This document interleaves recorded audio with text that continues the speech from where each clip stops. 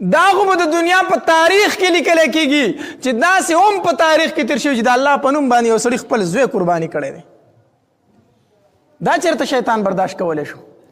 راغی حاجري بیبي له د بوډۍ ښځې په شکل کې وی حاجري وی ها وی حضرت څه شو؟ سیف څه شو؟ وی یاره هغې خو د چا خواله په میلمستیا باندې لاړو، خلیل الله دی که نه، د الله میلمستیا له روانو، د الله دوست دی. د چا خواله په میلمستیا باندې لاړو، وی میلمستیا نشته دی، اسماعیل حلالي له روان کړی دی. حاجره بیبي ته وایي دا ته څه وایي؟ داسې کیدی شي یو پلار به چېرته بچی لار کې دا ته څه وایي؟ هغه ورته وایي نه که نه ده ته د ده رب فرمایلی دي ځکه یې روان کړی دی. الله حاجره بیبي ورته وایي چې کله ورته زما رب ویلي دي کو زما په غېږ کې سل اسماعیل و هغه د الله د نوم نه قربان، یو اسماعیل څو سل اسماعیل زما د نوم د الله نه قربان شي.